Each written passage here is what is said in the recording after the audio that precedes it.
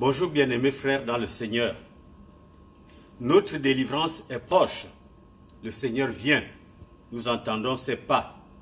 Soyons donc prêts. Être prêt veut dire aussi travailler avec plus d'empressement et de détermination, car des foules et des multitudes de personnes doivent nécessairement entrer dans l'Église avant le retour de notre Sauveur et Seigneur Jésus-Christ. À celui qui s'est donné pour nous, à celui qui nous aime, d'un amour qui ne se peut flétrir, soit à jamais la gloire, l'honneur et la puissance. Amen. Ce matin, nous continuons notre message sur le thème « Voici l'agneau de Dieu qui ôte le péché du monde ». Alors, le passage à lire est Jean, chapitre 1er, versets 19 à 37, que je vous conseille de lire attentivement chez vous. Parlons un peu de Jean, de son message pour nous sortir quelque peu de la léthargie qui anime l'Église. Jean était un prophète, un homme mis à part pour Dieu, et cela se voyait même dans sa manière de vivre. Son accoutrement, c'est-à-dire la manière dont il était vêtu, sa nourriture, ce qu'il mangeait. Il vivait dans le désert, séparé du monde et donc du reste du peuple. Il était ainsi séparé du péché. Sinon, comment pouvait-il annoncer la repentance, qui était son message? Celui qui prêche la repentance doit être séparé du péché, mis à part pour Dieu. Alors, tout montre que la seule préoccupation de Jean était l'accomplissement de la mission que Dieu lui avait confiée et non sa condition de vie dans ce monde. Jésus lui a rendu devant toute une foule le témoignage suivant que nous trouvons dans Matthieu 11, versets 7 à 11. Voici ce que Jésus a dit. « Qu'êtes-vous allé voir au désert? Un roseau agité par le vent. Mais qu'êtes-vous allé voir? Un homme vêtu d'habits précieux? Voici, ceux qui portent des habits précieux sont dans les maisons des rois. Qu'êtes-vous donc allé voir? Un prophète? Oui, vous dis-je, et plus qu'un prophète. Car c'est celui dont il est écrit, voici, j'envoie mon messager devant ta face pour préparer ton chemin devant toi. Je vous le dis en vérité, parmi ceux qui sont nés de femmes, il n'en a point paru de plus grand que Jean-Baptiste. Cependant, le plus petit dans le royaume des cieux est plus grand que lui.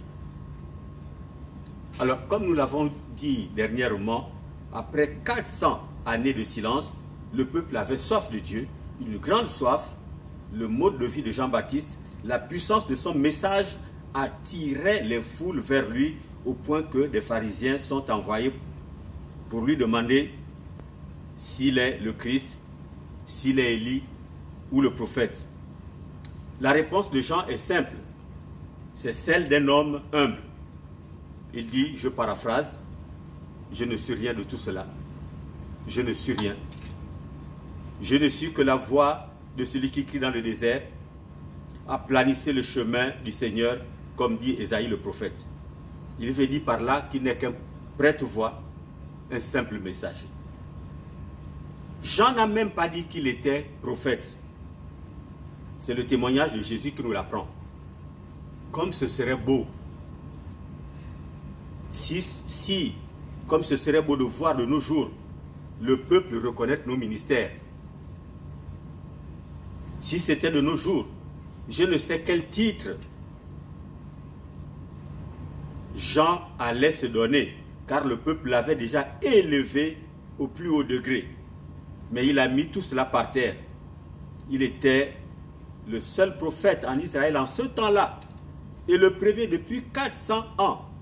Mais il n'en a pas profité pour se faire grand, pour se rendre important devant le peuple.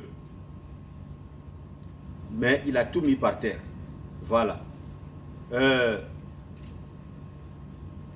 Pourquoi? Parce qu'une seule chose était importante à ses yeux, c'était sa mission et l'exercice de son ministère.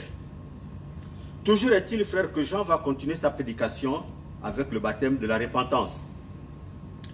Mais celui qui avait envoyé Jean pour exercer ce ministère, c'est-à-dire Dieu, car c'est lui qui appelle les prophètes, avait prévenu Jean que sa mission avait pour but principal de préparer le chemin de celui sur qui il verra venir l'Esprit et s'arrêter. Alors, pour que nous comprenions bien, je sors un peu du contexte de l'évangile selon Jean pour rentrer dans les synoptiques. Pour dire que Jean-Baptiste voit un jour Jésus venir vers lui pour être baptisé.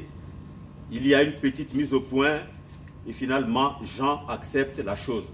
Puis il voit l'Esprit descendre et s'arrêter sur lui. Alors Jean comprend que c'est Jésus qui est le Fils de Dieu, celui qui baptise du Saint-Esprit, le Sauveur et le Seigneur. Et à partir de ce moment, n'est-ce pas, il commence à envoyer les âmes vers Jésus, y compris ses propres disciples.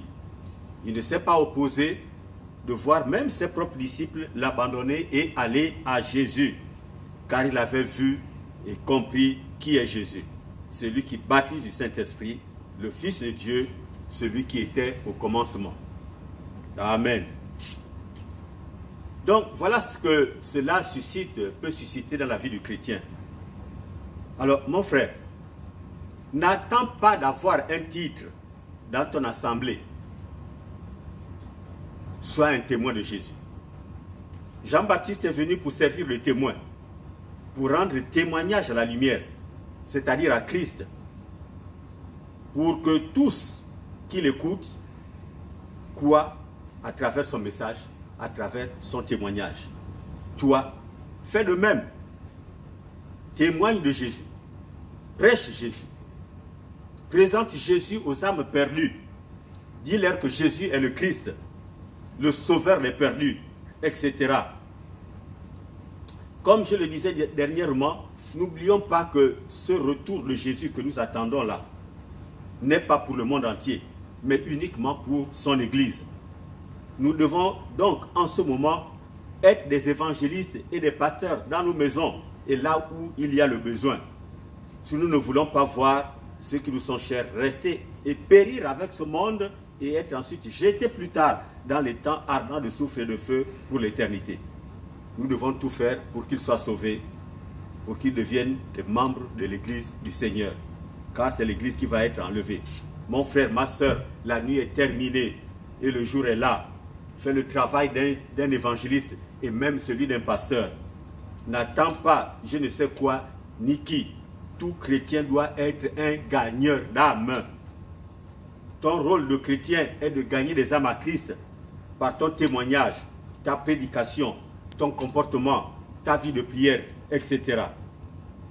Jésus est l'agneau de Dieu qui ôte le péché du monde. Dis-le à qui veut t'entendre. Crie-le sur les toits, dans les rues, dans les ruelles, dans ta maison, au milieu des tiens, partout, partout où tu vas. Peuple de Dieu, chrétien, c'est le temps de sortir de la léthargie. Sois en bénédiction au monde perdu. Pour que les âmes soient sauvées, il faut que quelqu'un parle. Et c'est toi qui dois parler. Nous avons été appelés pour être des témoins de Jésus. Alléluia. Nous prions. Seigneur, sors-nous de la léthargie. Sors ton peuple. Ce témoignage de Jean-Baptiste est important pour nous. Nous devons faire comme Jean-Baptiste. Nous devons l'imiter. Il a prêché la repentance. Et quand il a compris qui était Jésus, il a présenté Jésus à tout Israël. Il a présenté Jésus à tous ceux qui venaient à son baptême. Il a présenté Jésus même à ses disciples. Les disciples l'ont même abandonné pour suivre Jésus. Mais ce n'était pas son problème. Parce qu'il savait que c'était ce qu'il fallait. Que c'était ça sa mission. Ce que nous devons faire, c'est de présenter Jésus à tous, à nos disciples, à nos parents, à tous ceux qui nous suivent. C'est Jésus qui compte, ce n'est pas nous, ce n'est pas notre église, mais c'est Jésus, c'est Jésus. Jésus est le Sauveur. Seigneur, étends ta main, aide-nous à cela, aide ton peuple à comprendre cela et que nous fassions cela. que nous fassions cela, que tout ton peuple réuni, chacun pour sa part, chacun là où il est, prêche Jésus, amène les âmes à Jésus, dirige les âmes vers Jésus, aille vers les âmes perdues pour les diriger vers Jésus. Merci Seigneur, parce que nous croyons que tu le fais, que ton nom soit béni à jamais pour ces moments, au nom de Jésus. Amen. Nous sonnons de la trompette. Jésus-Christ est Seigneur. Jésus-Christ est Seigneur. Jésus-Christ est Seigneur. Jésus-Christ est Seigneur. Jésus-Christ est Seigneur. Jésus-Christ est Seigneur. Jésus-Christ est Seigneur. Il est le Seigneur des Seigneurs. Alléluia. Amen.